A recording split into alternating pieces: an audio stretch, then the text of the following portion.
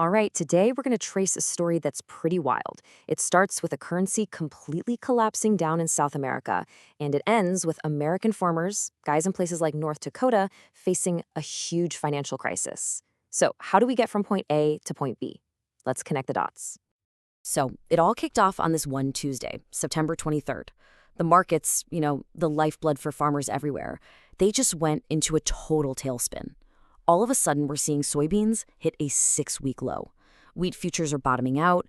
It was a massive shockwave that rippled through the entire system. Now, usually when you see a market swing like this, you're thinking, okay, it's got to be the weather, right? A drought, a flood, something like that. Or maybe a bad harvest report. But nope, it wasn't any of those things. The real reason, the trigger for all this chaos, was a single decision made by a government in crisis 5,000 miles away. So what on earth happened? Okay, so our story starts in Argentina.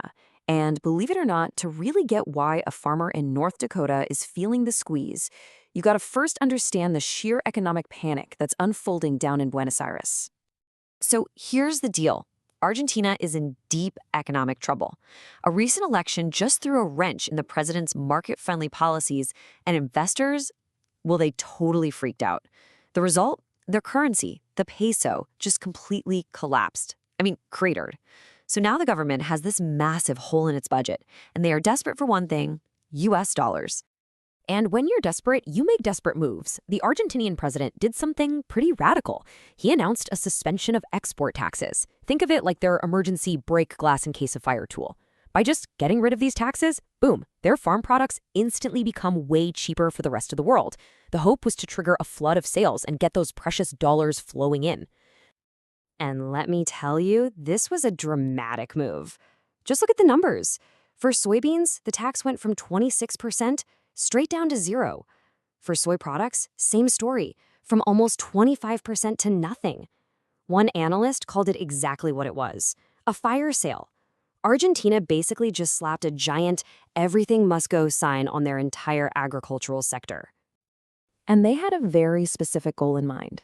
This whole tax suspension thing, it lasts until the end of October, or until they hit a magic number, $7 billion US dollars. They need cash, and they need it fast. And that single number, that one target, was about to send ripples across the entire globe.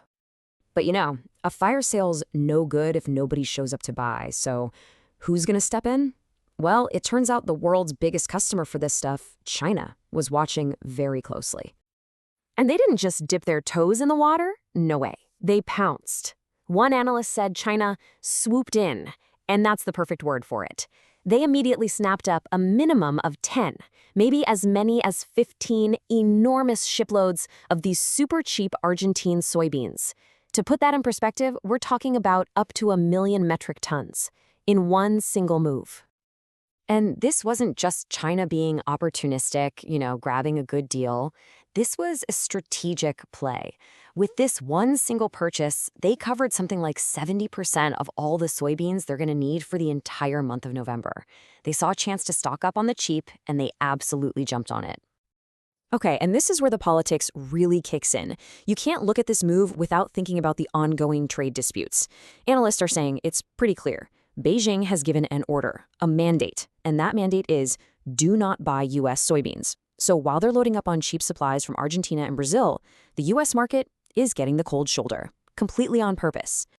And that brings this whole story right back home to the U.S. You've got an economic crisis in Argentina and a political power play from China. And they've collided to create an absolute perfect storm for American farmers, right as they're in the middle of pulling their crops out of the ground. So what you have now are two totally opposite situations playing out. For American farmers, their number one customer, China, has just disappeared. Poof, gone. At the same time, their biggest competitor, Argentina, is flooding the world market with cheap grain. And you have to remember, U.S. farmers are already dealing with high costs to even grow the stuff, and now they have a logistical nightmare trying to figure out where to even store the crops they can't sell. The pressure is just immense.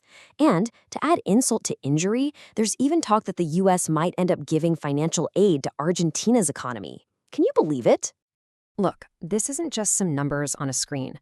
For real people on the ground, the impact is just devastating.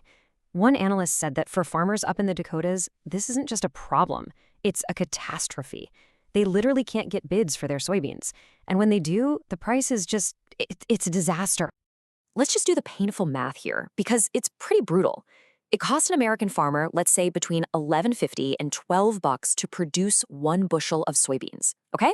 But the market price for that same bushel is trading at around $10. And in some local areas, the actual cash you can get is less than $9.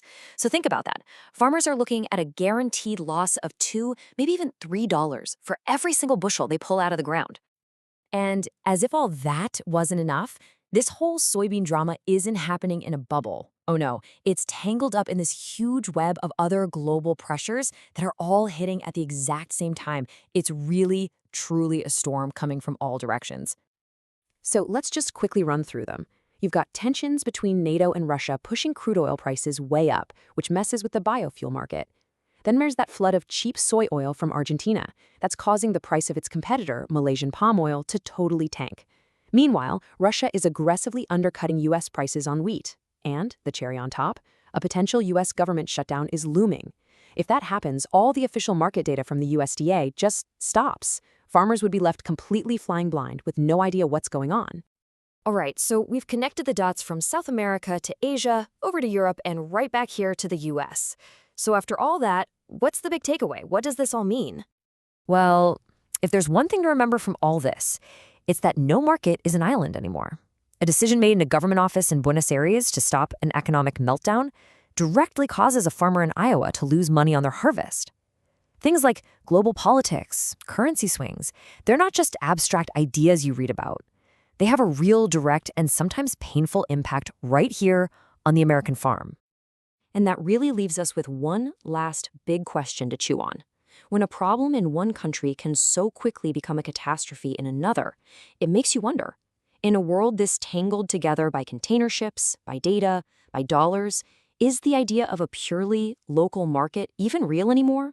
Or is it just a myth we tell ourselves?